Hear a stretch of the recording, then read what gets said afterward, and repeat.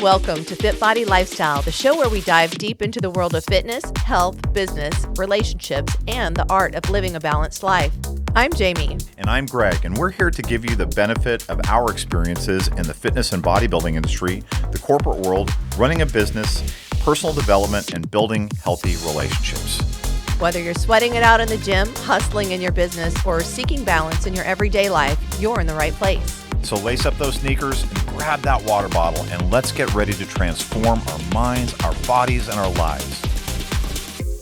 Welcome back to another episode of FitBody Lifestyle. We appreciate you being here with us, and we're really excited about today's topic. I'm here with Papa Bear, aka Hello, Greg D. Yep. Or Mr. D. Or Colonel D. It's all the same.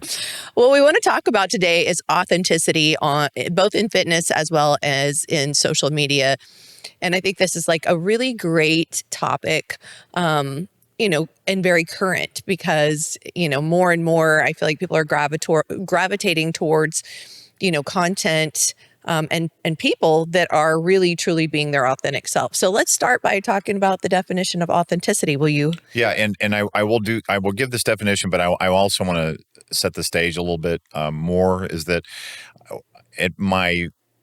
the last few years in the corporate world, when I got really into diversity, equity, and inclusion, part of that included authenticity and being your authentic self and bringing your authentic self to work. And this was a movement that I think really came into more focus after COVID and after work I wouldn't say after work at home, because work at home really is still an issue, remote working relationships or remote workers. But there's a lot of complexity around this topic, and it just seems like, okay, authenticity, I know what that means, but and when I read you the definition of authenticity, it's not none of this is going to be groundbreaker or anything, but I do think that when, starting from the definition is a great framework then for us to have the discussion that we're going to have today. So the definition that we came up with is staying true to one's own personality, values, spirit, and character despite external pressures. And so those are going to be things for us to talk about. It's about being genuine and real, acting in accordance with one's beliefs and desires, rather than conforming to external expectations or roles. It involves honesty with oneself and with others, presenting your true self in various aspects of your life. So that's the definition. Right. Where do you want to go from there? Well, it's something, and you know me, I love all the celebrity gossip. So Yes, I spent a lot of time listening to these. In fact, I'm convinced that you are going to be called as an expert witness. Oh my God. Don't even just on the Diddy trial. Okay, I just know this. I just know this. I mean, I do. I find it interesting, really kind of that pop culture side of things. And I think it says a lot about where the mindset is of people in society now is, so that, kind of this movement away from a really curated, very designed and thought through persona that, that someone's putting out into the world, which can be, a lot of celebrities and influencers and things like that. And, a movement away from that into, content creators that are really being real or at least come across as being real and are expressing, more of what we're talking about in terms of authenticity. So I see this as a big movement, a big trend. And, I get a lot of people asking, that are thinking about competing or have been competing for a while, how do I build my social media, or how do I, keep building my presence or my community, things like that. And that's why this came to mind for me as we were, talking about what we were going to do our podcast about, because, I think, there's that balance that can be a challenge between how much do I share, what's too much, what's too little, how do I come from a place of truth and authenticity within myself? I definitely think that it's a challenging question that we have to ask ourselves. And so one of the things that we've talked about over the time that I would say authenticity is not an uncommon topic for us to talk about, whether we're together or in our social circles. I think you and I talk about it quite a bit, both for, how we want to be, but also relative to leadership development, personal development. I've always thought of there's a concept in political science called the Overton Window, and in political theory, the Overton Window is basically, if you want to consider a spectrum of far left to far right, far left being uber liberal and far right being uber conservative, and whatever deviations of that. Obviously at the very far right you have fascism and complete dictatorship, but on the far left you have complete socialism or communism. But the Overton window, basically, if you want to think of a window that travels the course of that spectrum, it basically describes where public sentiment is, where society's sentiment or cultural sentiment is at any one given time. And we, having grown up in I was born in the 60s, and Jami was born in the 70s. I was going to say, speak for yourself. No, just kidding. So over time, we have seen this kind of, move from this polished, curated public persona of people to now, and this is common for the Overton window, is that it's almost like you could almost call it the Overton pendulum, because society's sentiments sway back and forth.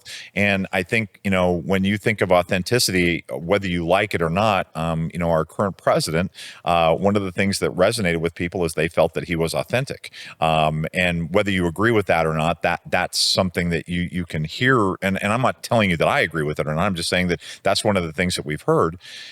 So where is that window? And I do think that, there are public relations firms, there are communication firms, PR firms, crisis management firms that come to deal. I know that as you've been pursuing your expertise in all things Diddy, one of the things that you got into was this PR firm that came to the defense of one of the Blake Lively, I think, following that It Ends With Us movie. Yeah, I know it's not related. Separately, yeah. Come on, you got to get up to speed on current events here, It is true. It is true. I am migrating. He these just things. hears just enough from my computer. Yes, but I do think part of that is that.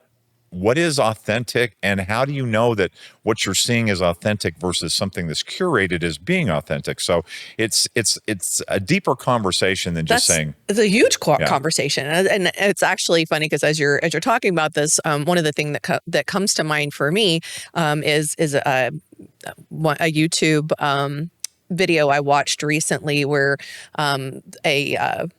a beauty influencer was being called out. And it's kind of interesting, the backstory that they were giving on this particular person, because the reason people loved her so much is she was so authentic. I mean, she showed her acne, and, she wasn't, the perfect weight, and, the perfect standard of beauty and all those things. And she was, kind of East Coast, had, with the accent and the whole thing. And it just I think people just kind of felt like, hey, this is a real person I can connect to who loves beauty and who loves makeup and things like that. And it's she was being called out because as her following has grown, and she's got a massive following, and the sponsors have come to her now. There's some fudging here and there where they kind of caught her in, putting fake eyelashes and pretending it was the mascara that she was talking about, and, things like that. So, kind of moving away from what made her so popular in order to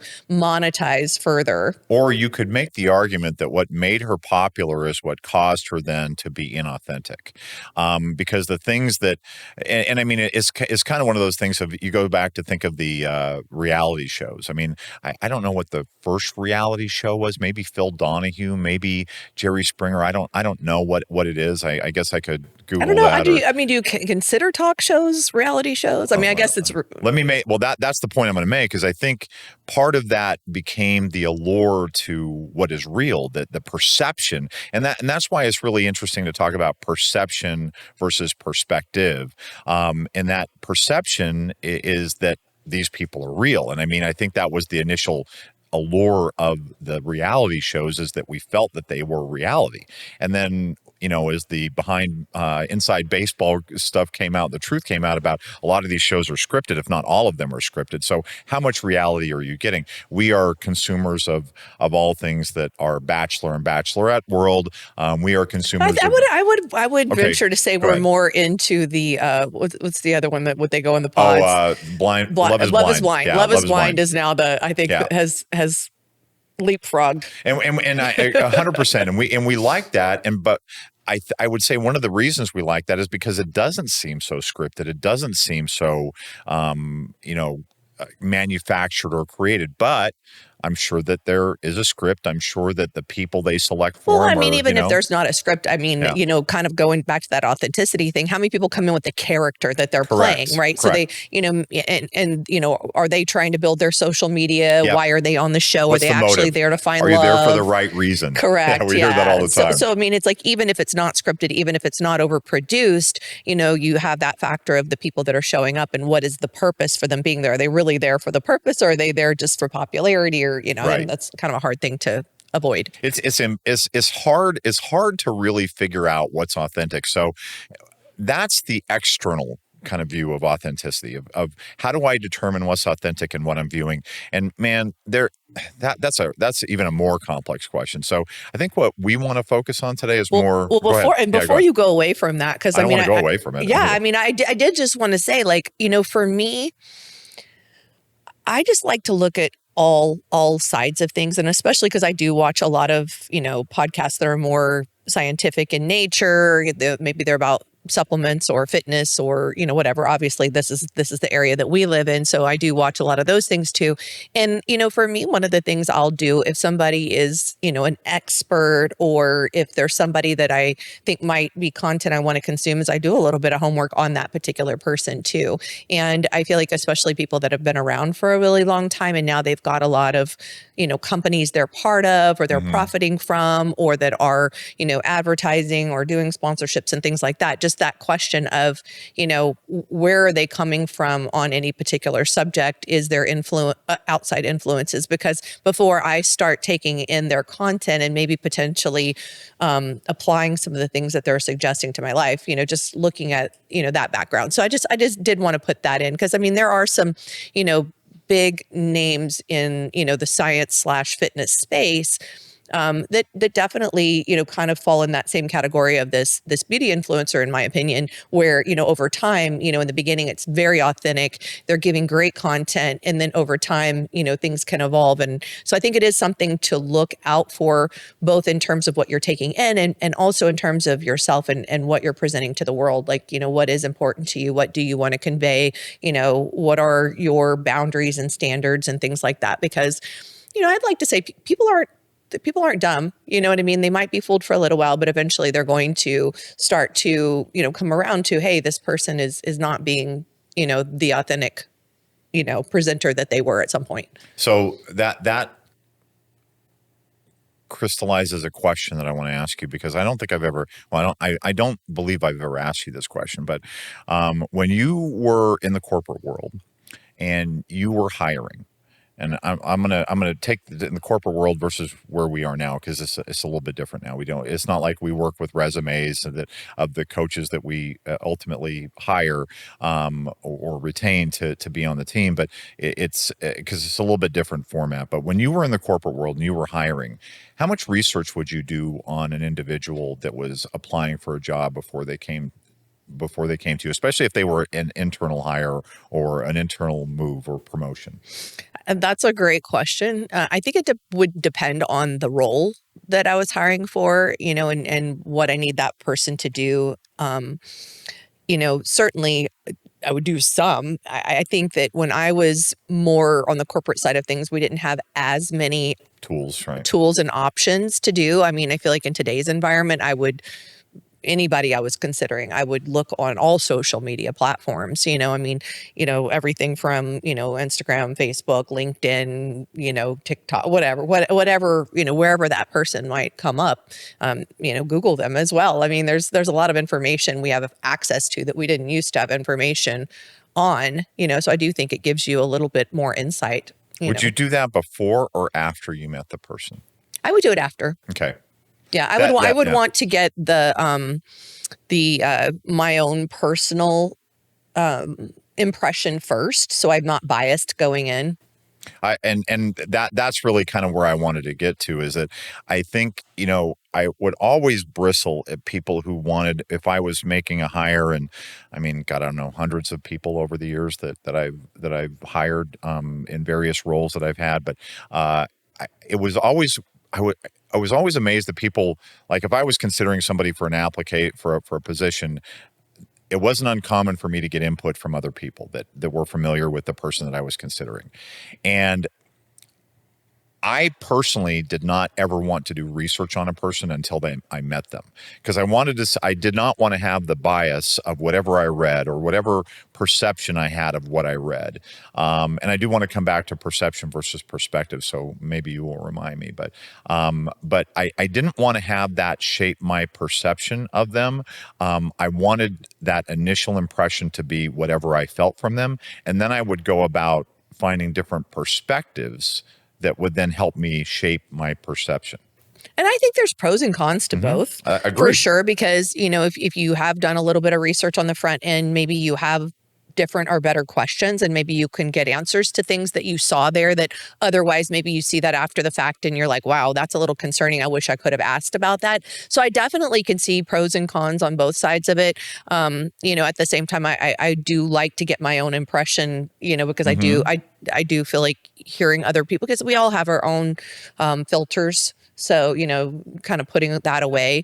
But I do see advantages to both. And I mean, even if I get an application for coaching, I'll look up the person first. Yep. I'll get an idea of, oh, wow, okay, they have 2 kids. They look like they have a very busy job.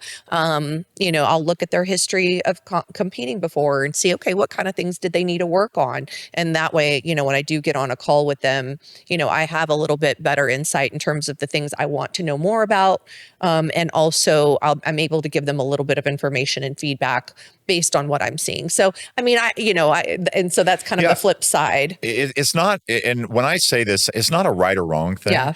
It's a style thing. And I'm not saying that there weren't So I do circumstances. it both ways depending on the situation. Yeah. And I'm not saying there weren't circumstances where I wanted to have some information in order to be able to, ask better questions.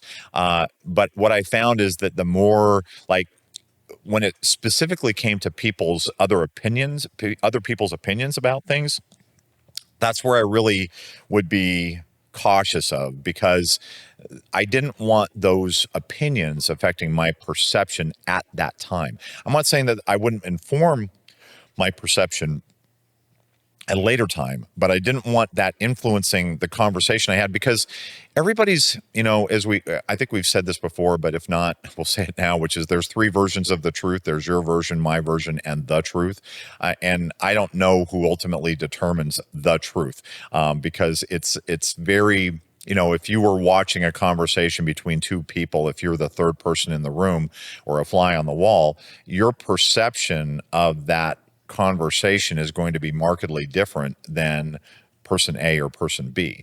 And so how do you guard against those biases and making sure that your perspective on the perceptions, or your perception on the perspectives of party A and party B, is shaped through an authentic form? Yeah. I actually went to a workshop at one point, and I thought this was a really interesting process that they put us through, where, people would have, some issue in their life that was weighing on them, and they would, have you go in and start telling what this issue was. And, every time they would go back to the story, the instructor would bring them back to, okay, you're telling me a story about it. Just tell me what happened.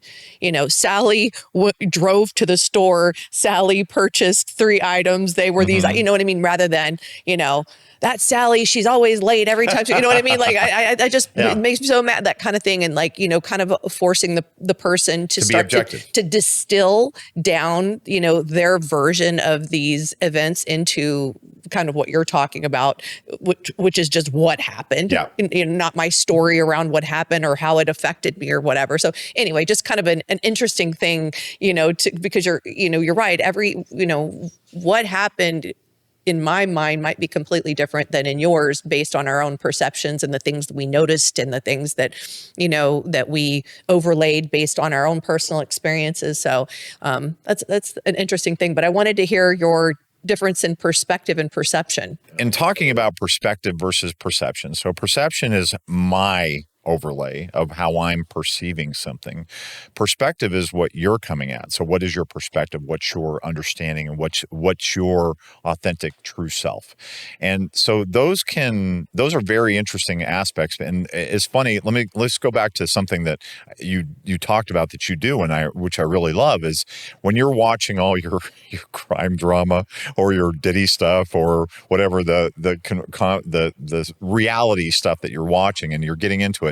The thing that I admire about you, and one of the many things I love about you, and that list is endless, is that you have a perception, but you are always looking for different perspectives that then inform your perception.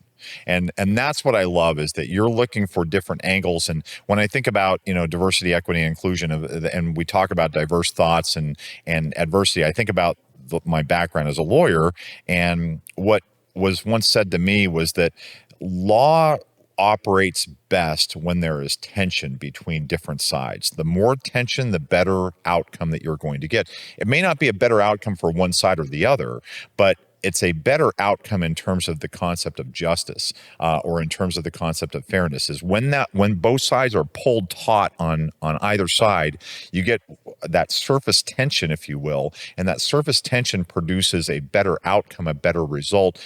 It may not be favorable to one side or the other, but it's more likely to be fair. And I think that's the tension between perspective and perception, is that if you are solely reliant on perception, then you're going to have whatever biases or whatever overlays that you have individually, versus if you balance that with different perspectives and you pull those opposite sides tight, then you're going to be more informed. And I think about this relative to any argument that you're involved in. So as we talk about being authentic, if you're looking to find what resonates best with you, if you're allowing that to be informed only through perception and not balancing that with perspective, it might be one-sided. You might be missing what is your true authentic self.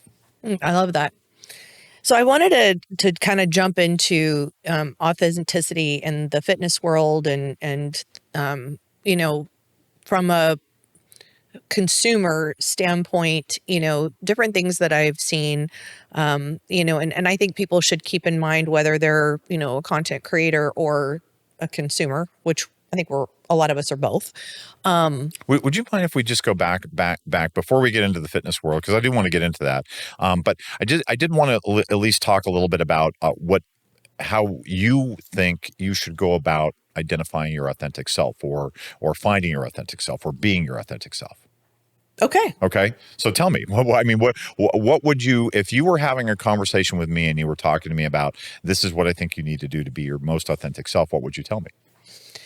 Well, I mean, I definitely feel like, doing a deep dive of values, what are my values? How do I like to live my life? I do think that there's, and coming to who is my authentic self, like I do think that also is an evolution. Like we're constantly evolving, and we see this with people. Gosh, I think about myself in my 20s and in my 30s, and it's a different. My authenticity now is different than maybe it was then, because I was still learning myself. So I think that's an ever evolving process of continuing to figure that out. When it comes to authenticity in terms of the way you present yourself, I do think that doesn't need to be a floodgate of letting everybody know every single thing about yourself and your life. You know what I mean? And that's where I think this subject, is important in terms of viewers and things like that, because I see that there's people in a true effort to share authentically, oversharing, and maybe it can even come off like attention seeking. It's like, okay, sometimes there's personal things going on in your life, maybe in your relationship, family matters, things like that. And sometimes it's, how do you share that authentically without, coming across, like pay attention to me, feel bad for me, give me attention, kind of those kinds of things. So I think that this is such a challenging area to work within, so I mean, I hope that answered your question in terms of like finding your authenticity and like, what does that mean for you? But I mean, you could certainly answer that question as well. And then also, that second piece of it, then how do I share and how much do I choose to share and in what way? Interested in changing your life or stepping on stage? Join FitBody Fusion today. Experience the FitBody Fusion difference with tools, knowledge, and community support to reach your healthy and sustainable lifestyle. We guide thousands on their fitness journeys, from seasoned athletes to those who are simply seeking a healthier life. Our expert coaches provide personalized plans and unwavering support, empowering you to thrive. FitBody Fusion is more than just training. It's a community. We understand the challenges of solo fitness journeys, which is why we foster a supportive environment where members encourage and motivate each other. Join the FitBody Fusion community today and unlock your full potential. Head to fitbodyfusion.com to sign up for a free consultation. And do it today.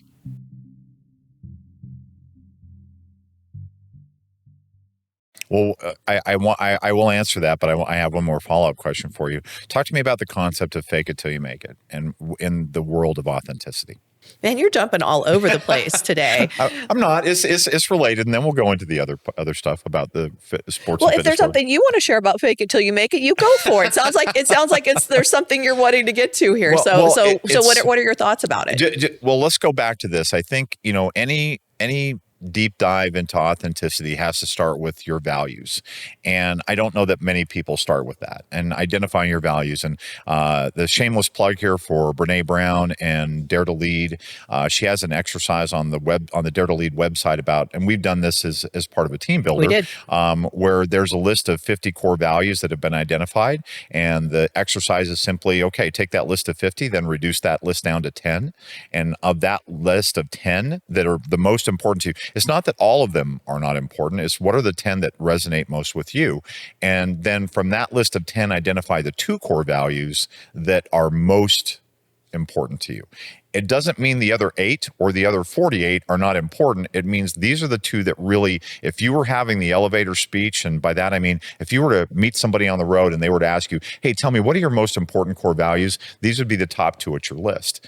And you can learn so much about other people doing this exercise, but you also learn a lot about yourself. What really is important? And if you spend the time thinking about what's really important, what are our 2 core values that we actually share? Well, it's actually funny, as you were talking, I was thinking of sharing this because, I was struggling between choosing authenticity and like loyalty, honesty. And as you and I talked through it and you told me why honor was yours, it really encapsulated all the things that resonated with me with all those words that I just mentioned before. And so honor, I would say, is the one that we share that's I think number 1 for both of us. Yep, it is. And number 2 is the same for us too. And it's really not number 1 and number 2. It's number 1A, 1B. So, absolutely. Yeah. And like you said, they're all important. I just think that honor just encompasses all of these things, including what I said as number 2 or number 1B or however you want to put it. Family but it's was family. The other one. It's family. And right. so to me, if you're honorable, then you are prioritizing your family. So that's why I said number 2, because I feel like, that word honor really does, encapsulate like a lot of the values that I hold dear. And I think that that's something that we hold in common. But I'm glad you brought up that exercise. And we did this exercise with all of our coaches at our summit last year. And it was really impactful. Everybody came up and talked about, what their top 2 were and why they were. And it was like an incredibly authentic moment, I think, for each person. Mm-hmm. There was lots of tears as people were expressing, the reasoning behind it. And I think it's those moments that touch us the most. And I think this is kind of where we're boiling down to. So I'm glad you went there. Okay. Thank you for that. So I apologize for the deviation, but then as I'm describing authenticity, just a couple other concepts and then we'll talk about sports and fitness as it relates to this. But I think the concept of faking it till you make it. I used to have this discussion with a lot of employees. We've talked about this, whether they were direct reports of mine or whether they were people I was mentoring, and I would talk about the concept of fake it till you make it within the topic of authenticity. And I remember the conversation conversation almost went exactly the same every time I had it, which is, look, if you're not a certain way, or you don't have a certain character attribute or a leadership attribute that you want to embody, then to do that, you need to fake it till you make it. And I would always get the reply back, which is, well, that's not authentic. If I'm faking it, how is that authentic? And my reply was always this, is that if you're faking it because authentically that is something that you truly want to be, then I can think of nothing less than authentic from that, because it's just like you talked about. And I love that you gave that, because you kind of set it up for this, which is, the person you were in your 20s is way different than the person you are now. And part of that is the evolution of you. And I think part of authenticity is figuring out, what do I really want to be? And then how do I get to be that? If I am not a generous person by design, by nature, but I want to be more generous. Which you are. Well, I am, but I am. And I will tell you, that's an evolution of me. I have not always been that way. I became that way because that is a quality that I saw and admired in my father, and who was perhaps the most generous man I've ever seen. Not and generous in so many different aspects of his life. And so I realized that if I wanted to embody that, I had to fake it until I make it. And so now I probably... So you basically intentionally practice being generous so that eventually it becomes part of me, natural. And yeah, that's right. That's a really interesting thing to bring up. And I definitely agree. And, I think about, when we talk about, like, I could talk about my own evolution, like in my 20s, maybe I was a lot more reactive. My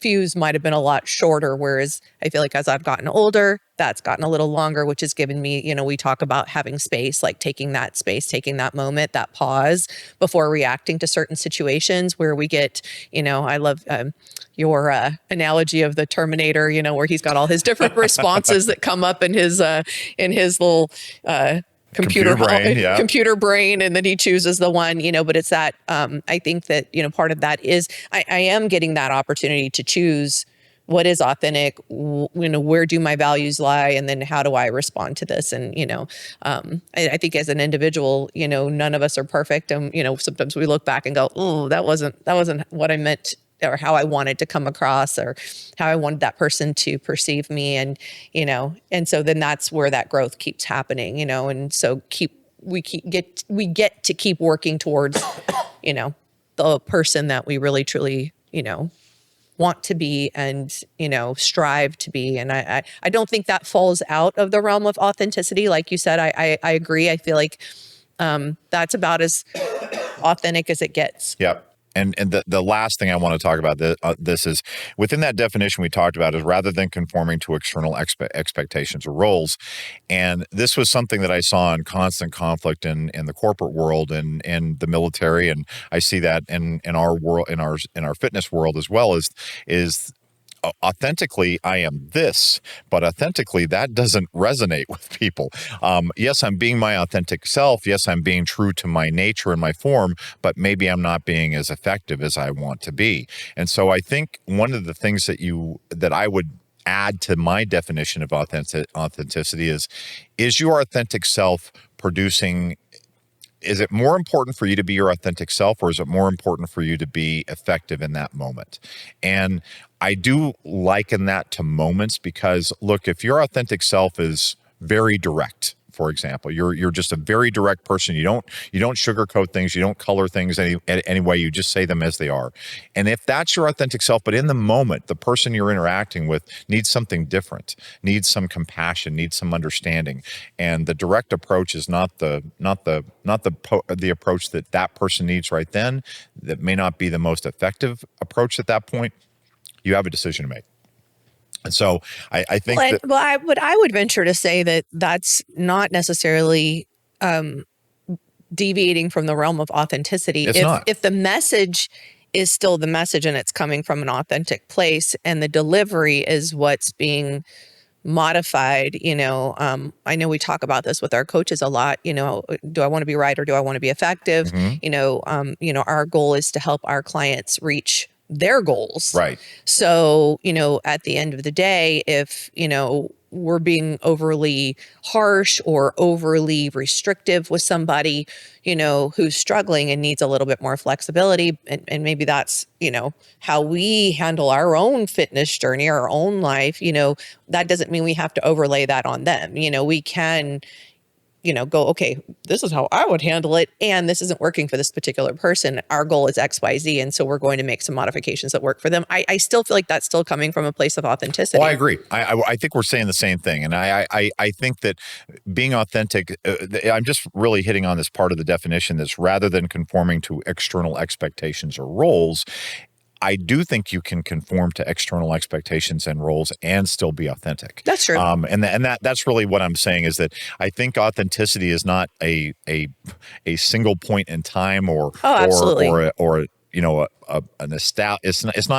not stationary. Right. It's static. It evolves based on you and based on the situation, and that's really all I was going for with that. Yeah. Well, it's interesting because in our coaches, we do educational calls every week, and we did one yesterday. And a lot of what we were discussing is consultations and what kind of information we want to make sure we're covering. And I mean, that was one thing we actually did talk about, some of the coaches saying like, hey, I have this certain style that is authentic for me. And, I might not be the right coach for each and every athlete. Maybe my style doesn't resonate, and that's okay. So it's really important to communicate that in that consultation call so that person can say, I don't think that's going to work very well for me. And it could just be, boundaries around, when messages are accepted and responded to. It could be delivery on certain things and expectations of that athlete, that kind of thing. So, we were really encouraging our coaches to be very open and authentic in that, in that consultation call so that, if somebody does end up signing up with them, they know what they're getting into and they're prepared for that, or they can make a decision if maybe that isn't the right fit, and that's okay too. Mm-hmm. So, I mean, it's kind of interesting, and that benefits both sides.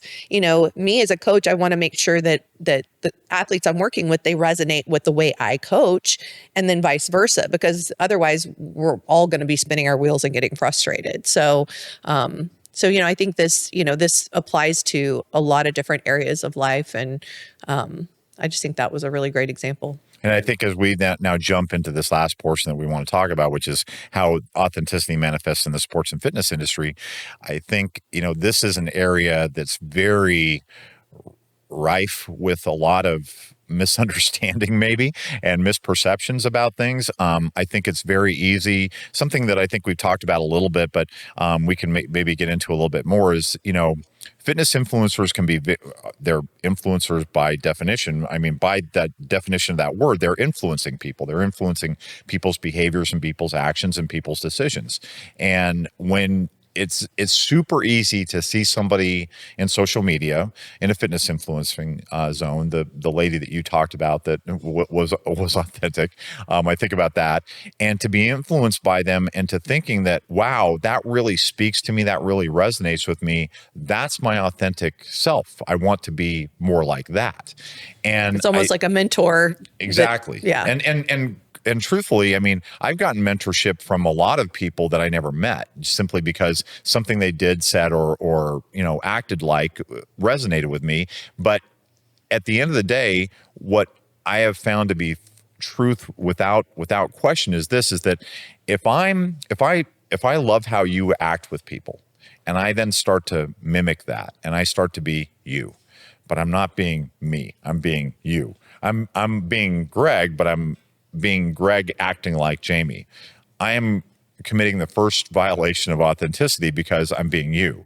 And to my way of thinking, the first rule of leadership is, which was the first rule of being a coach, first rule of being a trial attorney, be yourself.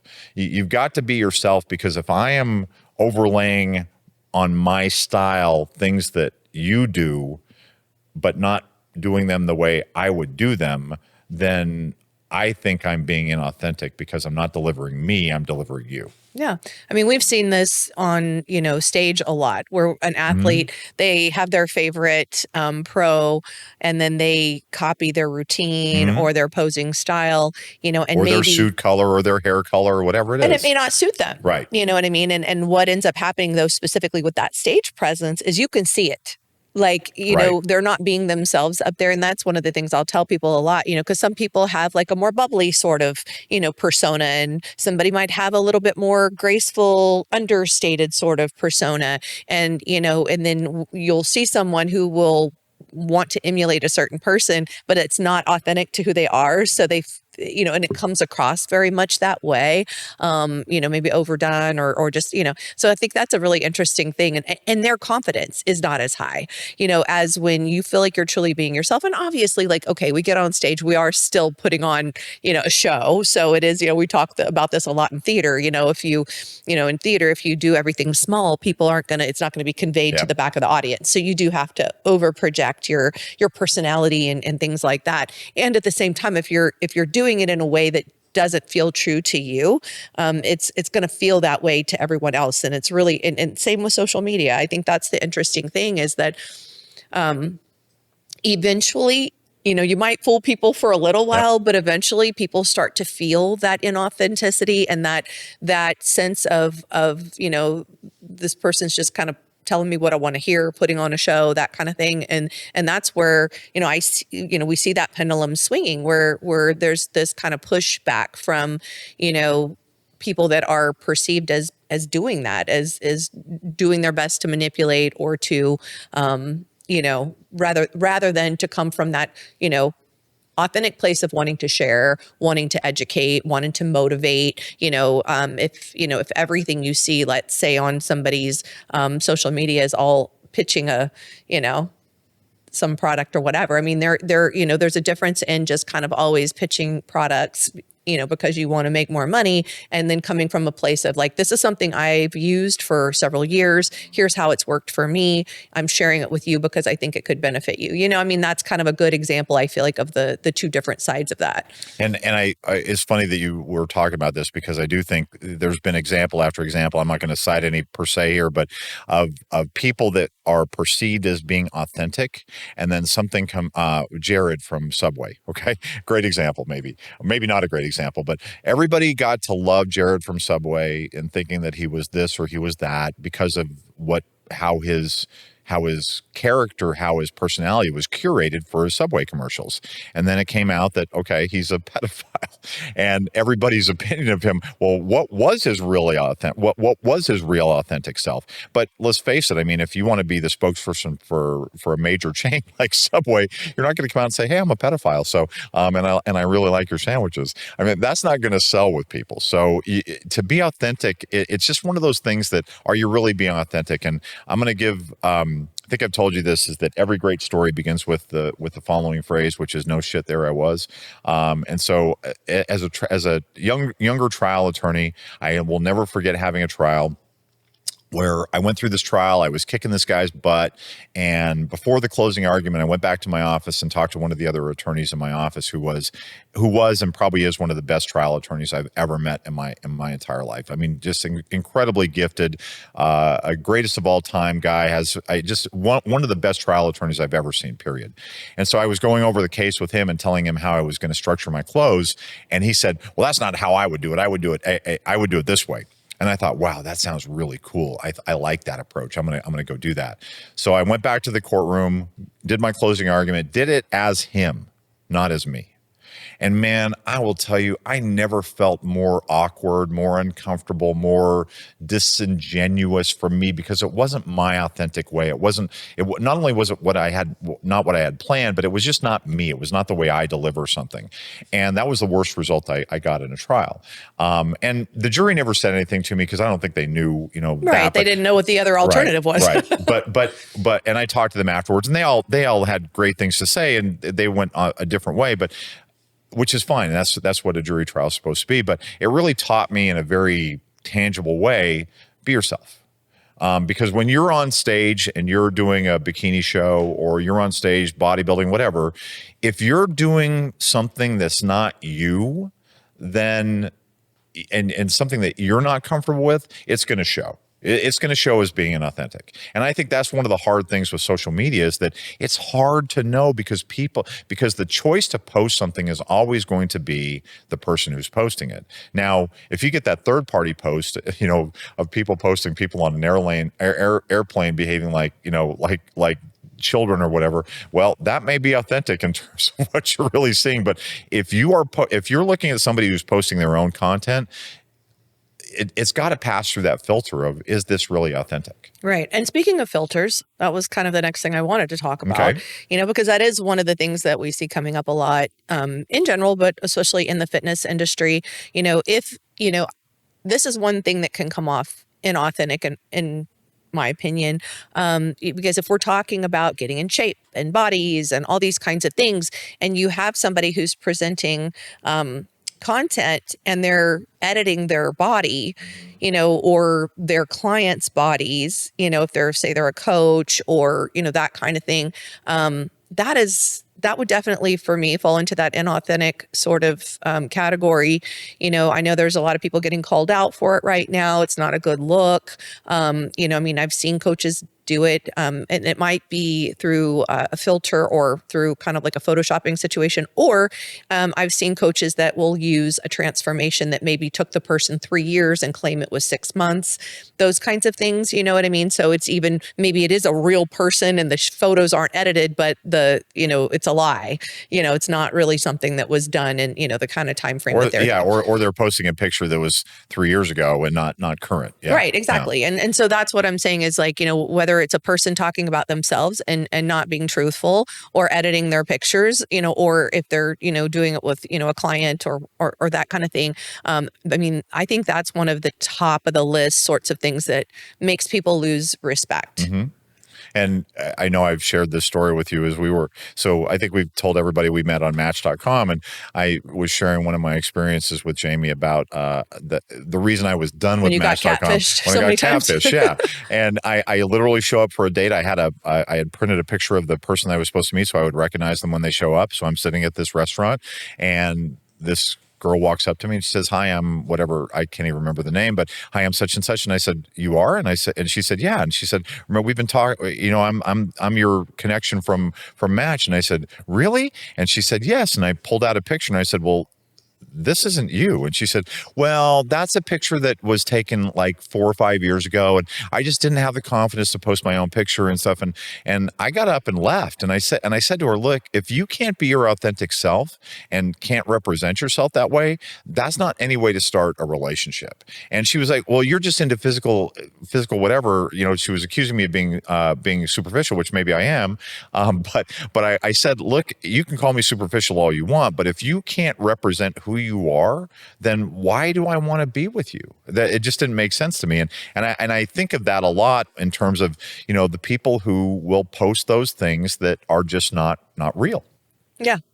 Exactly. Not authentic. No, that's the perfect example. And at any point, where like in the example you gave, like you lost immediate respect for that person.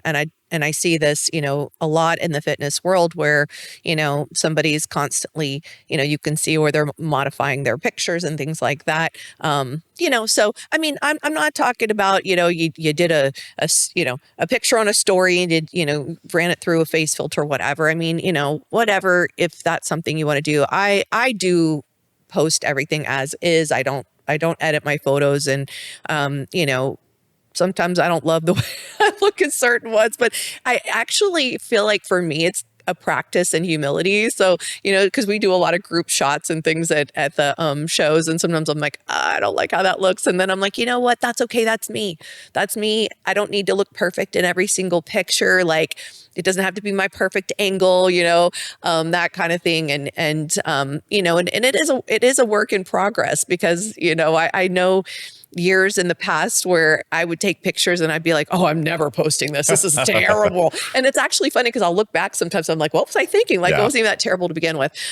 So, it's, for me, it's been a practice in, just being real with myself, being real with others. Everything doesn't need to be this curated, cultivated, perfect image of the best angle of me every single time I post it. That isn't real, and if somebody meets me in person, they're going to go, "Who are you?" Like, I want people to see me and go, "Oh yeah, you look like you do what I see," like that kind of thing. To me, I just respect that more. Well, and let's circle back around, especially since we're out of time, to perception versus perspective on this, which is always interesting. And so, I would call myself an amateur photographer, but I take a lot of pictures, and I'm always amazed at somebody's perception of their picture. Just what Jamie's talking about, will be like, oh my God, I hate that picture, and I can show that picture to 75 other people, and they're going to be, oh, that's a great picture.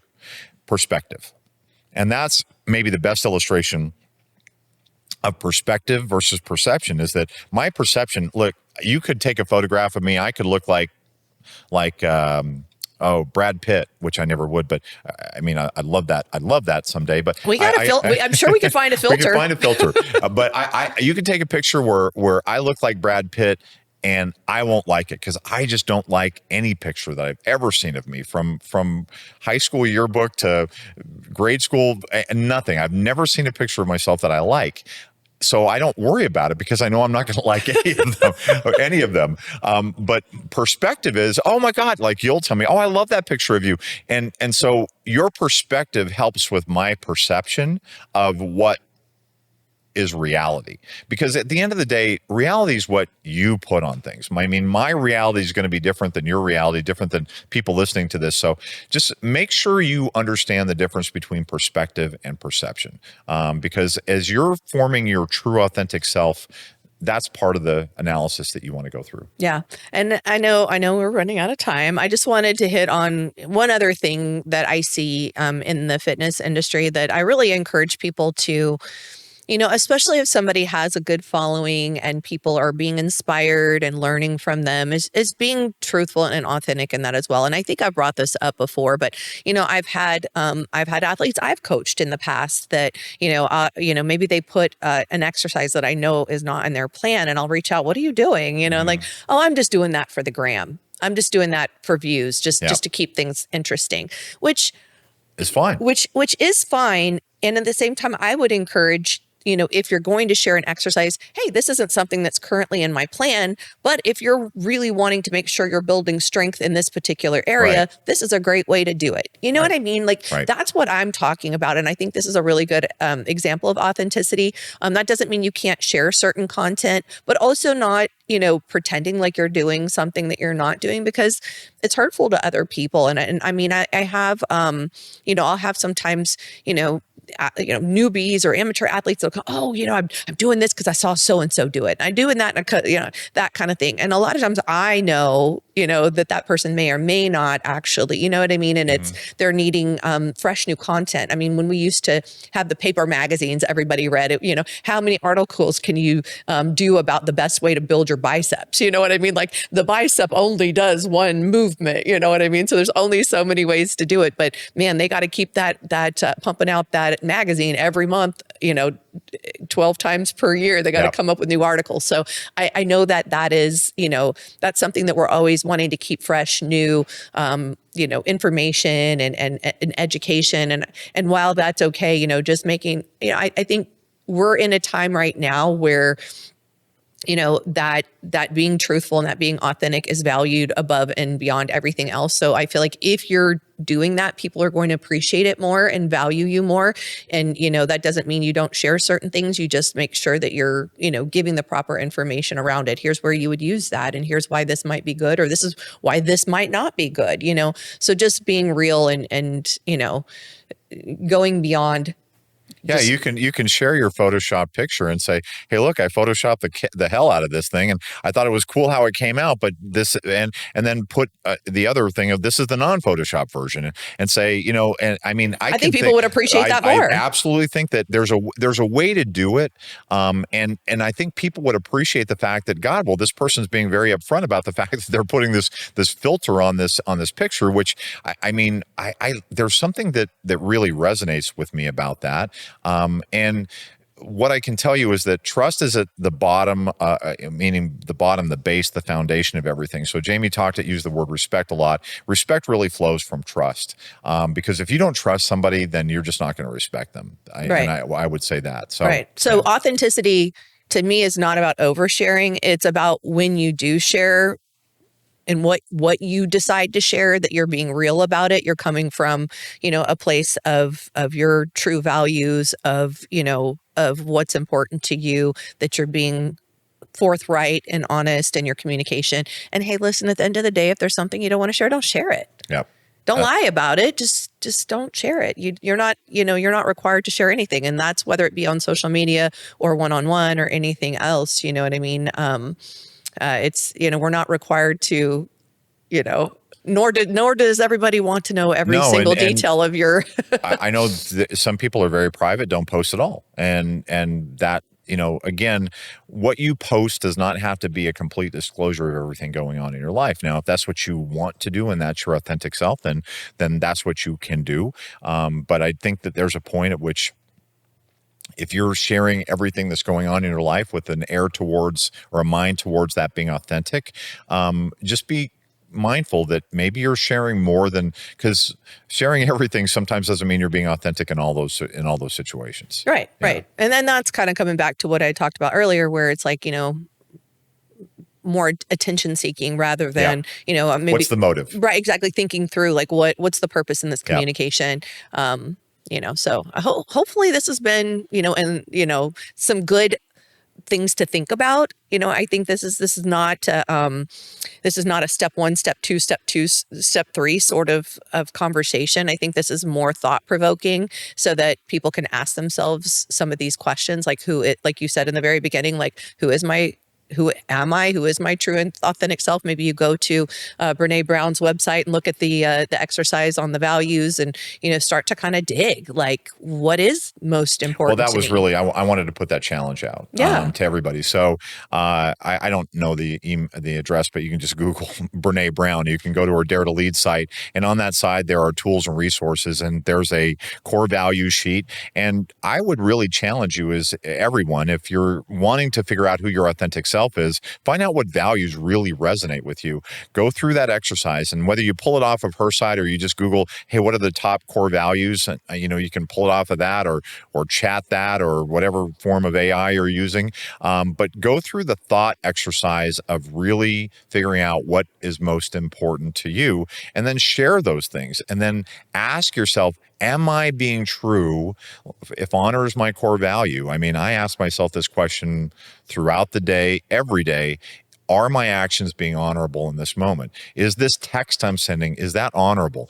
Is this connection that I'm pursuing with my son, is that fulfilling my core value of family? Am I doing the things that I need to do to really promote that as my core value? So that's my challenge to everybody going out, is take a moment and journal that, write it down, because when you write it down, it takes a whole new meaning for yourself. Find your top 10 and then your top 2 core values. Right. And share it with somebody that will hold you accountable to that. Absolutely. You hold me accountable, and it really made me feel good the other day. I was telling some stories and things like that, and I was omitted names. And it was kind of more the lesson, not the blame or the person. And you were like, I'm so proud of you. I'm so proud of you. And that felt so good to me. I didn't tell you that at the time, so I'll tell you that now. I won't get all emotional. Thank you. But no, it meant a lot to me, because it's something I am working on. And that. So you giving me that feedback really helped to, reaffirm that I'm on the right track, and it, was motivating to continue.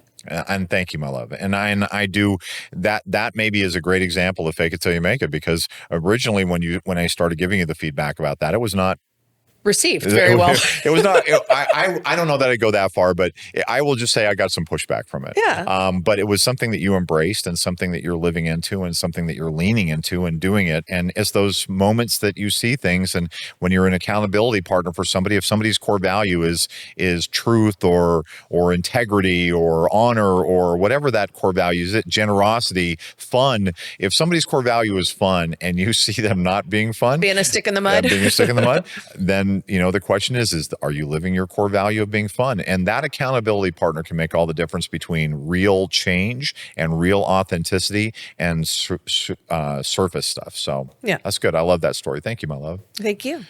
when we started this topic, I'm wondering how are we going to talk for, this time on this. And now I'm thinking that, wow, we could do a whole friggin' another episode on authenticity, and maybe we will. So, in the meantime, be your authentic self, take up the challenge of your core values, and be authentic, and like, comment, subscribe, leave your reviews. We want your authentic comments, your authentic reviews, your authentic likes. Yeah. If you like us authentically or not, like us anyway. So, you can dislike us authentically as well. That's true too. That's our, well, we don't want the dislike. Well, I guess we do. If you dislike it, then what I would say, if you dislike us, like the show, and then leave your comments about what you don't like, and then let us affect it that way. So perfect. And remember the 3 B's. Be good to yourself. Be good to each other, and be safe. Take care, everybody. Thank you for tuning in to FitBody Lifestyle. We hope today's episode has left you feeling motivated and equipped to tackle your fitness goals, business challenges, and the daily dance of life. Remember to value progress over perfection. Life's tough enough alone. Find the chosen family around you to help you along the way. If you enjoyed today's episode, we'd really appreciate it if you would subscribe and leave us a review on your favorite streaming platform. And don't forget to follow us on Instagram at FitBody Fusion.